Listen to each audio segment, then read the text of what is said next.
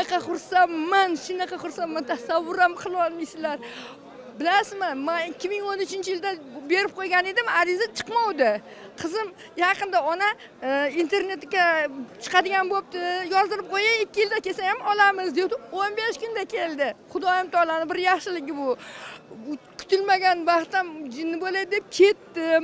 Ishonmasdan, shunday bir hayajon bilan bordim. Odamlarimiz shunaqa mehribon, shunaqa yaxshi. Yolg'izligim bilinmadi. Biz Osiyoning xalqlari hammasi qanaqadir ko'ngli keng, mehribon, g'amxo'rda. Xudoga shukr, o'sha yerda o'zimiz odamlarimizni yuzini ko'rdim, yaxshiliklarini ko'rdim. Yonimdagi sheriklarim shunaqa yaxshi ko'rib ibodat qilishdi. Hamma joyda prezidentni anaqa g'amxo'rlik bilan turibdi-da. Ishonsangiz, xatga qarasangiz, xalqim uchun deb nimadir qilib qo'yganda, binoga boramiz, nimaga boramizmi, nimadir qilingan boshqalardan asobiy narsa. Даже gilamlar to'shab qo'yilgan shunda dalaning o'rtasiga shular yerda yotmas deb. Shunaqa ajoyib yaxshi narsalar bo'ldi. Bizga mana shunday yaxshi sharoit yaratib bergan yurtimiz obod bo'lsin. Xalqimiz farovon yashasin. Prezidentimiz umri uzoq bo'lsin.